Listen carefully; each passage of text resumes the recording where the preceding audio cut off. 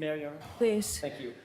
Thank you for joining us late in the afternoon, Sergeant Lank. I'm going to direct your attention to your relationship with the Albert family and some of the members of the Albert family. Do you know who Tim Albert is? Yes. Do you know who Chris Albert is? Yes. Do you know who Brian Albert?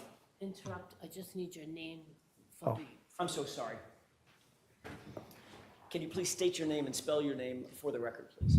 Michael Lank, L-A-N-K. Michael, common spelling? Yes, thank you. I'll start over. Sure. Do you know who Tim Albert is? I do. And do you know who Chris Albert is? I do. And do you know who Brian Albert is? I do. How do you know Tim Albert? I know Tim Albert to be one of the younger brothers of the Albert family How long have you known Tim? since childhood. What about Chris Albert? Yes, I know Chris How long have you known Chris? since childhood. And how would you describe your relationship with Chris Albert? Chris and I were pretty good friends growing up, right into our 20s. Still friendly when I see him. Still socialize with him? No. When did you last socialize with Chris Albert? I couldn't tell you the last time I personally socialized with him. I've seen him at events, but Chris and I don't make arrangements to go out together. What about Brian Albert? No. How would you describe your relationship with him? Civil, Friendly? exchange pleasantries when I see him. Hello. But you're closer to Chris. Yes. Have you ever described yourself as being a longtime, quote-unquote, drinking buddy with Chris? No. Would you describe yourself previously, in years past, as being a drinking buddy with Chris? No. Have you ever gone out for drinks with Chris? Not in years. Ever? Yes. So you've socialized with him in circumstances in which y'all are drinking and imbibing? It's been many years, but yes. Your relationship with Chris certainly goes all the way back to 2002. Again, we were friendlier back then, yes. Right.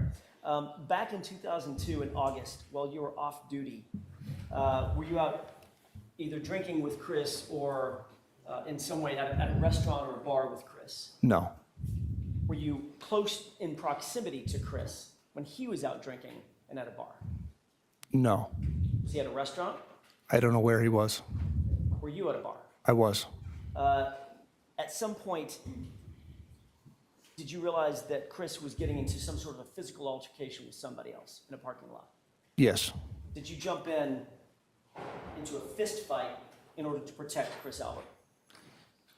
Chris actually approached my vehicle and started to describe an altercation that had been in previously in the night.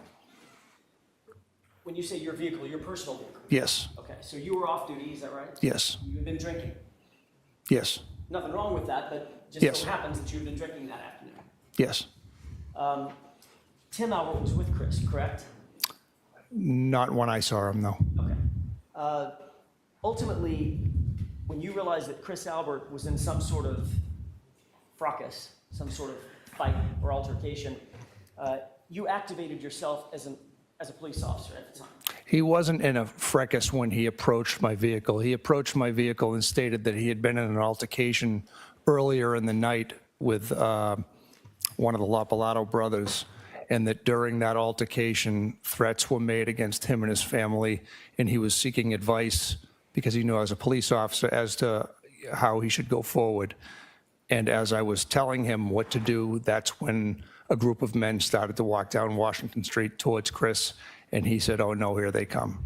So that would be Mark Lapalato, correct? Yes. And his brother Alfred. Yes. Alfredo. Alfredo, sorry. You got out of your car and approached the other men. Yes. You also called for a Canton police backup.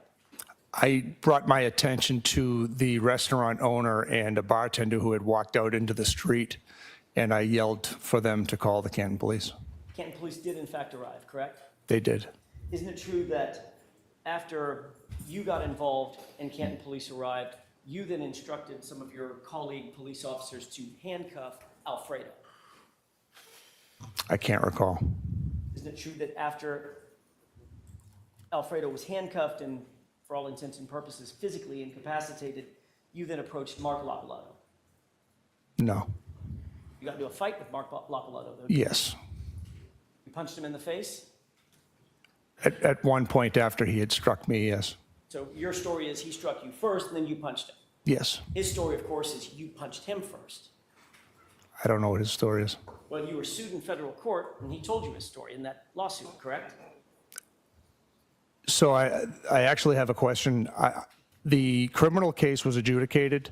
The civil case, I did sign a non-disclosure, so I'm not sure if I can speak on that.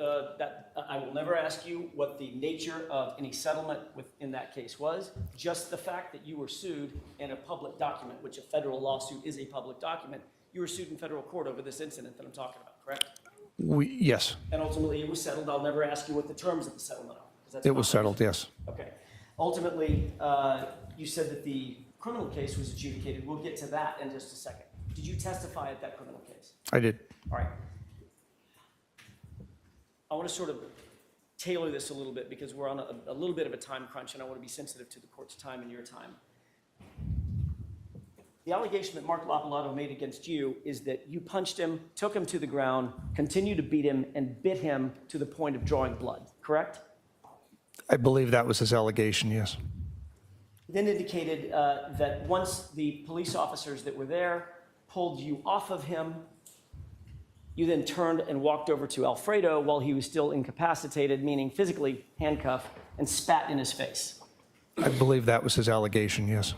Ultimately, both men, after this altercation, were allowed to leave the location, correct?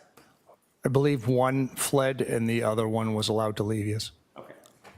You're telling me now that Mark Lapalato punched you first, a police officer, correct? Yes. And are you aware of any circumstance in which an individual would be able to punch a police officer on duty or off duty in the presence of other police officers and just be released? That wouldn't happen, would it? I don't believe the other police officers were on scene when the fight initiated. Did you tell them that you got punched? I don't recall. They certainly let Mark go, correct? Mark fled. Okay. And then Alfredo was released. so the next day, Mark and Alfredo showed up at Canton PD to file a complaint against you and some of the other police officers that were involved, correct? That's what I was told. I wasn't there. You didn't file a report for assault or battery or anything like that, correct?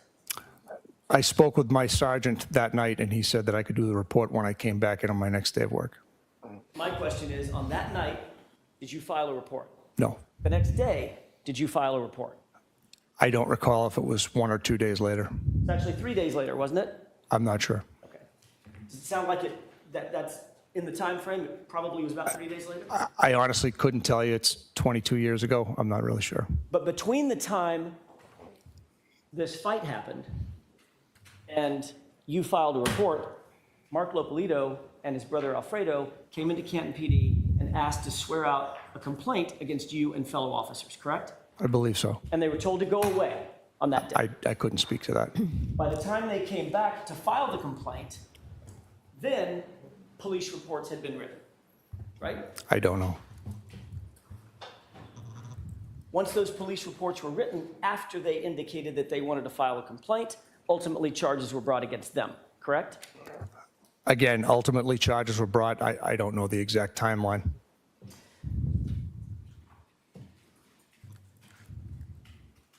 After charges had been brought, and both brothers ended up having to go to court and defend themselves, you ran into both brothers at a mobile gas station.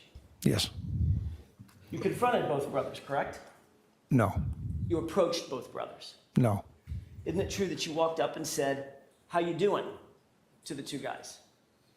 And one of them responded, "Not so good. You attacked me, and now I've got to go to court." No, That conversation? I believe they initiated the conversation with me. Did you say, "How are you doing?" Something to that nature. And did they respond? Something to the effect of, "I'm not doing so good because you attacked me, and now I've got to defend myself in court." I don't recall exactly what they said in response. And then, based on that interaction, you arrested them for witness intimidation, correct? Well, there was further interaction. It wasn't just the response to "how are you doing?" They made threats, and they were ultimately arrested, yes. So your claim now is that they made threats against you, a sitting police officer at the time, a working police officer? Yes, Okay. And you reported that threat to the DA's office, yes, and charges were brought against them? I'm sorry. A report was brought against them for that witness intimidation, correct? correct. Ultimately, with regard to the assault charges for which they were arrested and tried, they were found not guilty in a public adjudication, criminal case, correct? Correct. And the DA's office threw out the witness intimidation charges because they were meritless. Isn't that right? The charges were thrown out. And all of this history that we've just talked about came on the heels of you assisting Chris and Tim Albert in a fight they said they had been in earlier in the evening. Is that right? No, You just told us that the reason you got involved in this melee, this fight to begin with, was because Chris Albert approached you and said, I was in a fight with some guys earlier tonight, and here they come. yes, and you just said that he was with Tim Albert. I never saw Tim Albert that night. My mistake. Let's just leave it at Chris. He was with his fiance. Okay. So all of this situation emanated from you coming to the aid of Chris Albert, your friend, longtime childhood friend, correct? It had nothing to do with it being Chris Albert. Isn't it true that it had everything to do with it being Chris Albert? No, So just a regular random guy off the street, you would have conducted yourself the exact same way. absolutely.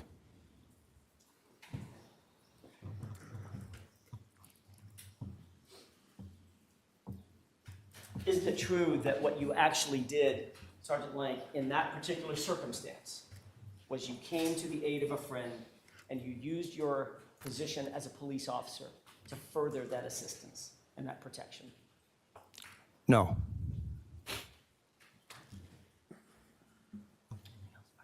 That's all I have, Your Honor. Okay, Mr. Lally?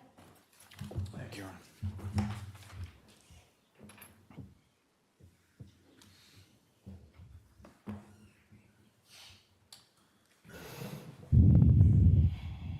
So whatever happened between Christopher Albert and these brothers in that particular evening, you weren't present for that? No, And your testimony that Tim Albert wasn't present at any point in time when you were there either, correct? no. Now, with regard to Tim Albert, what, if any, other involvement have you had with him as far as through your official duties as a police officer? I was involved in an investigation where we had to take out charges against Tim Albert. So you've been involved in an investigation where charges were actually taken out against a member of the Albert family, correct? Correct. And do you recall roundabout when that was? I believe it was 2012. Do you recall who, if anyone, from your department was working with you on that investigation? It would have been Officer Good at the time. And that's now Sergeant Sean Good, is that correct? That's correct. Same Sean Good involved in this case, correct? Correct. Now, with regard to the federal suit that was brought, that was settled, correct? That's correct. There was no disposition on it, no finding of liability or anything of the like. Correct. Now, with respect to Brian, how would you describe your relationship with him? Again, civil.